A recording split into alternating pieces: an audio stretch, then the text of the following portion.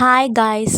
இப்போ இன்ஸ்டாகிராமில் ட்ரெண்டிங்காக போயிட்டுருக்கு இந்த ஏஐ ஃபோட்டோ எப்படி க்ரியேட் பண்ணுறதுன்னு பார்க்கலாம். வீடியோக்குள்ளே போகிறதுக்கு முன்னாடி நம்ம சேனலில் சப்ஸ்கிரைப் பண்ணிக்கோங்க. பக்கத்தில் இருக்க பெல் பட்டனை கிளிக் ஃபஸ்ட்டு கூகுள் ஆர் குரோமில் போயிட்டு பிங் ஏஐ இமேஜ் க்ரியேட்டர்னு டைப் பண்ணிக்கோங்க. ஃபர்ஸ்ட் வர லிங்க்கை டச் பண்ணிக்கோங்க. நான் ஆல்ரெடி மைக்ரோசாஃப்ட் அக்கௌண்ட் ஓப்பன் பண்ணியிருக்கனால வெறும் சர்ப்ரைஸ் மீன் இருக்குது. உங்களுக்கு ஜாயின்ட் அண்ட் கிரியேட்னு இருக்கும். நீங்கள் அதை ஓப்பன் பண்ணிக்கோங்க.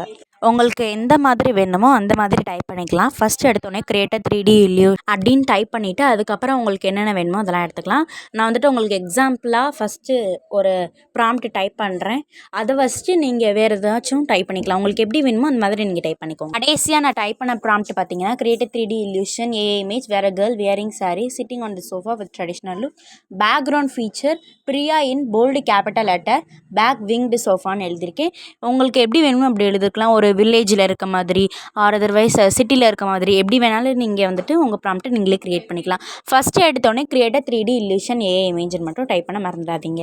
ப்ராம்ப்ட் டைப் பண்ணி கிரியேட் கொடுத்தோடனே கொஞ்சம் லேட் ஆகும் உங்களுக்கு இமேஜ் வர்றதுக்காண்டி. ஃபஸ்ட்டு உங்களுக்கு 4 இமேஜ் கொடுப்பாங்க.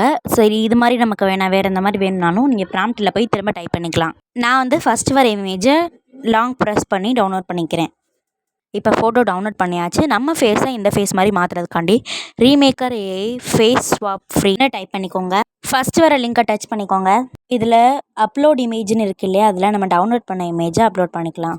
செகண்டாக அப்லோட் ஸ்வாப் இமேஜ்னு இருக்கு இல்லையா, இதில் நம்ம ஃபோட்டோவை அப்லோட் பண்ணிக்கலாம். இப்போ ஸ்வாப் 1 கிரெடிட்னு இருக்கு இல்லையா, அதை டச் பண்ணிங்கன்னா 2 ஃபோட்டோவும் உங்களுக்கு ஸ்வாப் ஆகி வரும். அவ்வளோதான், நம்ம ஃபோட்டோ ரெடி ஆயிடுச்சு. இதை நீங்கள் டவுன்லோட் பண்ணிக்கலாம், இல்லைனா இமேஜ் டு வீடியோன்னு கன்வெர்ட் பண்ணிக்கலாம். இந்த வீடியோ யூஸ்ஃபுல்லாக இருக்குன்னு நினச்சிங்கன்னா மறக்காமல் லைக் பண்ணிடுங்க, சப்ஸ்கிரைப் பண்ணிடுங்க.